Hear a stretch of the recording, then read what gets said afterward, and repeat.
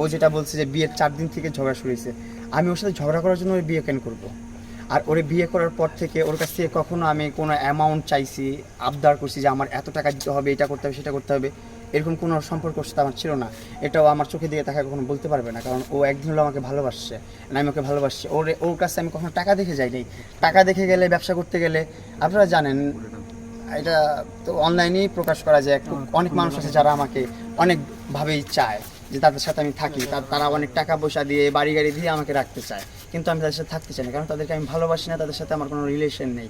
কিন্তু মোহনাকে আমি ভালোবাসতাম, মোহনার সাথে আমার একটা রিলেশন ছিল। রিলেশন চলাকালীন ওর সাথে আমি অনেক কিছু করছি, আমি উল্টাপাল্টা করছি, অ্যান্ড রিলেশন চলাকালীন ও অনেক উল্টাপাল্টা করছে। যেমন একটা উদাহরণ হচ্ছে যে রিলেশন চলাকালীন হুট করে একদিনের কথার মধ্যে ওর বার্থডের দিন আমার সাথে ঝগড়া করে ওর এক্সের সাথে প্যাচ আপ করে ওর এক্সের সাথে রিলেশন কন্টিনিউ করছে। তখন আমি অনেক কষ্ট পাইছি। কষ্ট পাওয়ার পর আমি অনেক মেন্টালি ডিপ্রেস হয়ে গেছি। আমি এগুলো নিয়ে কখনো কাউকে ব্লেম দিই নাই বা কাউকে কোনো ধরনের কথা বলি না এইসব বিষয় নিয়ে। ঠিক আছে, রিলেশন চলাকালীন সব কিছু হইতে পারে, সব কিছু জানার পরেই কিন্তু আমি ওরে বিয়ে করছি, ও আমার বিয়ে করছে। ওর পাস্ট আমি জানি, ও আমার পাস্ট জানে।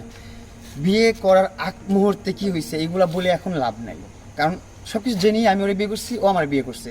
বিয়ের আগে ওর কী ছিল না ছিল এটা আমি জানি ভালো করি, সব জেনে আমি বিয়ে করছি। আমি কী করছি এটা ও জানে।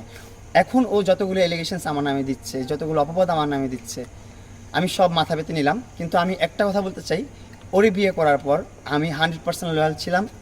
এখন পর্যন্ত স্টিল এই এখন কয়টা বাজে, কয় সেকেন্ড, এই পর্যন্ত আমি লয়াল আছি ওর প্রতি। আমি কোনো প্রকার অনৈতিক কাজকর্ম করিনি ওরে বিয়ে করার পর।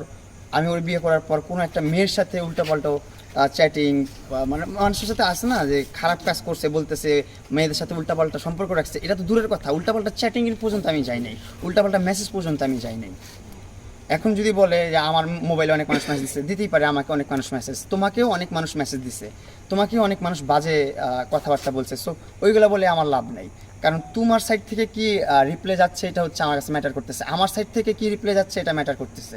একটা মানুষ একটা মানুষকে বাজে মেসেজ দিতেই পারে, এটা স্বাভাবিক, এটা অস্বাভাবিক কিছু না।